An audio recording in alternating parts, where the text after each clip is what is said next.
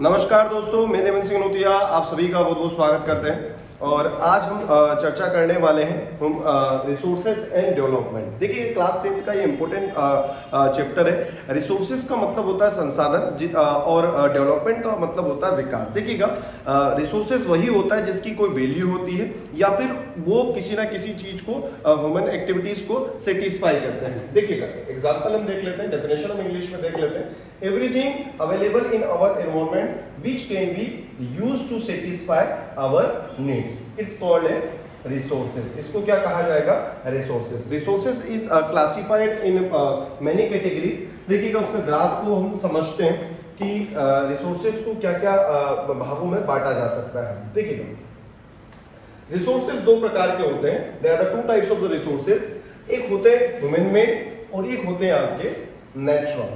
ठीक है, दो प्रकार के रिसोर्सेस होंगे, एक नेचुरल होंगे और एक मैन मेड होंगे। नेचुरल रिसोर्सेस में वो रिसोर्सेस आ जाते हैं जिसको मानव या अगर हम बात करें ह्यूमन बीइंग वो नहीं बना सकते, वो आ जाते हैं नेचुरल रिसोर्सेस, जैसे कि विंड हो गया, आपका वाटर हो गया, ये सभी नेचुरल रिसोर्सेस हैं। ह्यूमन बीइंग में जैसे कि इंस्टीट्यूशंस आ गए, ठीक है, क्वांटिटी और क्वालिटी आ जाएगी उसके अंदर, ये ह्यूमन मेड में आ जाएंगे। अब नेचुरल रिसोर्सेस में भी दो रिसोर्सेस हैं, एक होता है रिन्यूएबल और एक नॉन रिन्यूएबल। देखिएगा रिन्यूएबल रिसोर्सेस वो रिसोर्सेस होते हैं जो क्या हो जाते हैं, रिन्यू हो सकते हैं, मतलब वापस से बन सकते हैं। ठीक है, जैसे कि अगर हम बात कर लें तो विंड हो गया, वाटर हो गया, ये सारी चीजें क्या है, ये वापस से सनलाइट हो गई तो एक ना एक दिन ये बढ़ते रहती है, जैसे पहले भी थी ये अभी भी है और आने वाले समय में भी चीजें रहनी है। ठीक है, और नॉन रिन्यूएबल की अगर हम बात करें, नॉन रिन्यूएबल रिसोर्सेस वो रिसोर्सेस होते हैं जिनको हम नहीं बना सकते और ना ही वो क्या हो सकता है वो वापस से यूज नहीं किया जा सकता।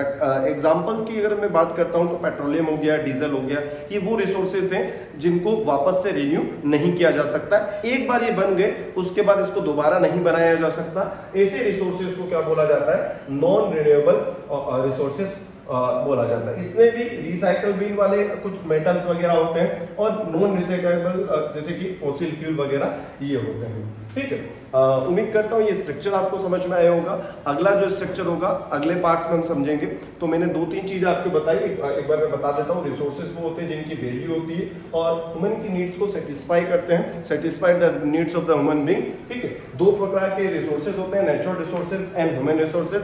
नेचुरल रिसोर्सेज वो रिसोर्सेज होते हैं जो नेचुरली ओकर्ड होते हैं, जैसे कि आपकी विंड हो गया, वाटर हो गया, ठीक है, सोइल हो गया, ये नेचुरल रिसोर्सेज में आ जाते हैं। इसमें दो प्रकार के होते हैं, रिन्यूएबल और नॉन रिन्यूएबल। रिन्यूएबल रिसोर्सेज जो रिन्यू किए जा सकते हैं, नॉन रिन्यूएबल जिनको रिन्यू नहीं किया जा सकता। फॉर एग्जांपल अगर हम बात करें, एग्जांपल की अगर हम देखें तो पेट्रोल, गैस, एलपीजी वगैरह ये सब इसके अंदर आ जाते हैं। ह्यूमन मेड मतलब इंस्टीट्यूशंस आ जाता है, क्वालिटी एंड क्वांटिटी आ जाती है। इसकी बाकी की चीजें हम अगले लेक्चर्स में देखेंगे। आप सभी का धन्यवाद।